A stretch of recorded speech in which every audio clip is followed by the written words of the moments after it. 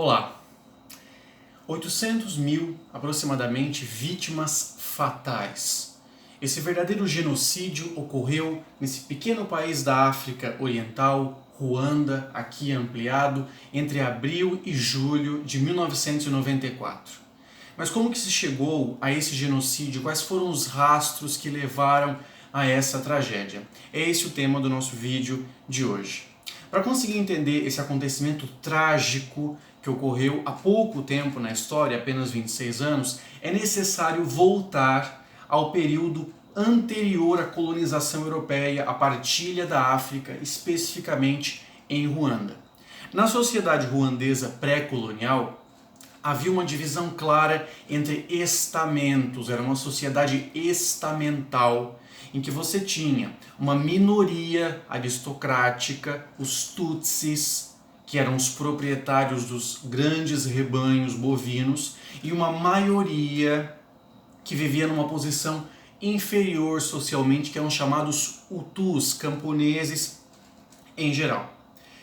Ao final do século XIX e no início do século XX, praticamente todo o continente africano foi retalhado entre as potências europeias, e não foi diferente com Ruanda.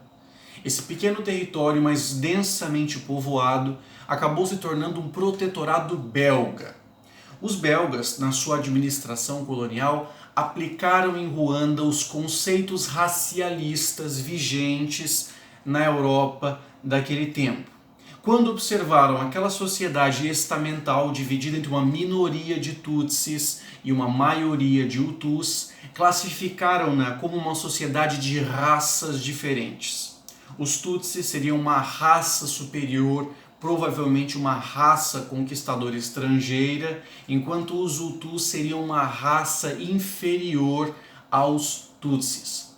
Não bastasse essa classificação, os belgas impuseram, a partir de 1926, que todas as pessoas da colônia portassem uma identidade classificando-as de acordo com a sua raça, Tutsis ou Hutus, mantendo os Tutsis, a minoria aristocrática, agora uma raça superior, como os seus clientes preferenciais na colônia, privilegiando-os nos empregos públicos, nas universidades, etc. Porém, ao final da Segunda Guerra Mundial, com o gradual processo de independência das colônias africanas, Ruanda também se tornou independente em relação à Bélgica. Porém, naquele momento, particularmente entre 1959 e 1960, houve uma rebelião da maioria Hutu contra aquela minoria Tutsi que estava no poder há um tempo, aliada dos próprios belgas. A partir do momento que os Hutus tomaram o poder, ou melhor, partidos radicais Hutus tomaram o poder, impuseram sobre o país nas décadas seguintes uma ideologia de supremacia Hutu, ou seja, de que o país não seria organizado com base na igualdade civil e democrática dos direitos, mas sim a população continuaria sendo dividida em raças. Nesse caso, continuaram existindo as carteiras de identidade dividindo a população entre Tutsis e Hutus. Com o tempo, se reverteu a chave do que acontecia anteriormente. Os Tutsis passaram a ser marginalizados, impedidos de entrar no exército, e tinham uma cota máxima, muito pequena, para poder participar das universidades e das escolas em geral. Ao mesmo tempo, os próprios governos sucessivos de Ruanda, em geral, eram ditaduras de partido único, supremacistas Hutus, que pregavam abertamente que os Tutsis deveriam ser, em geral, expulsos ou até eliminados do país como uma raça estrangeira, como conquistadores em Ruanda, ou seja, um povo traidor dentro de uma pátria ruandesa que seria dos Hutus, especificamente. Os dois governantes símbolos desse processo foram Grégoire Kayibanda e Juvenal Habyarimana, que governaram o país dos anos 70 aos anos 90. Porém, como que esse caldo histórico e político acabou resultando no genocídio dos anos 90? Ao longo dessas décadas, se radicalizou cada vez mais este discurso vindo do próprio governo de Ruanda de que os Tutsis deveriam ser marginalizados, perseguidos como uma raça estrangeira. Muitos Tutsis expulsos do país ou que fugiram da própria Ruanda começaram a organizar fora, nos países vizinhos, um exército com o intuito de invadir Ruanda e derrubar do poder esses supremacistas Hutus. O que começou a ocorrer no início dos anos 90. Uma frente guerrilheira Tutsi, vinda de Uganda, um país vizinho, atacou Ruanda, visando derrubar do poder Juvenal Habyarimana, esse líder supremacista Hutu.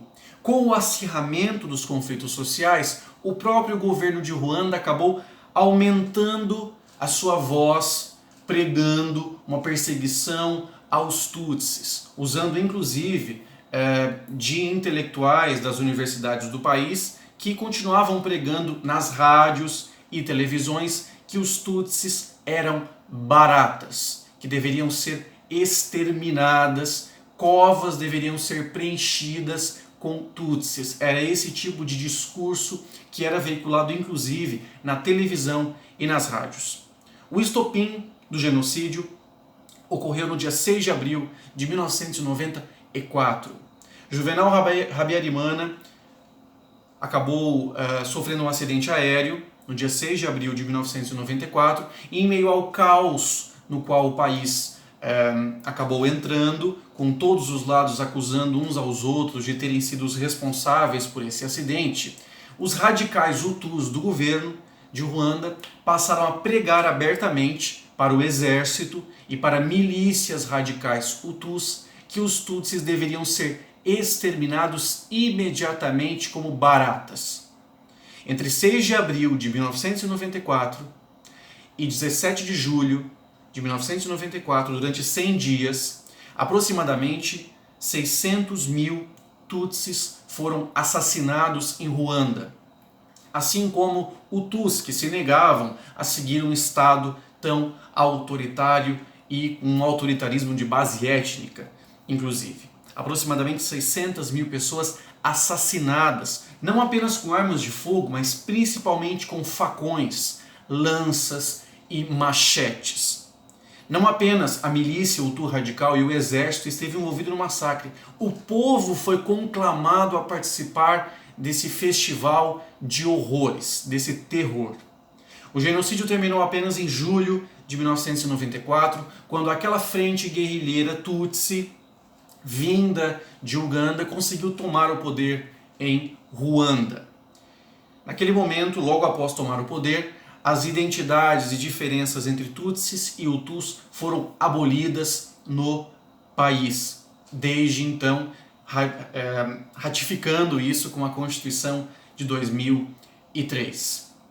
Infelizmente, a própria frente guerrilheira, que tomou o poder em 94 em nome dos Tutsis e que terminou com o genocídio, acabou se transformando num governo autocrático e autoritário de Paul Kagame, que até hoje governa Ruanda há exatos 26 anos. Mas isso é um tema para um próximo vídeo. Obrigado.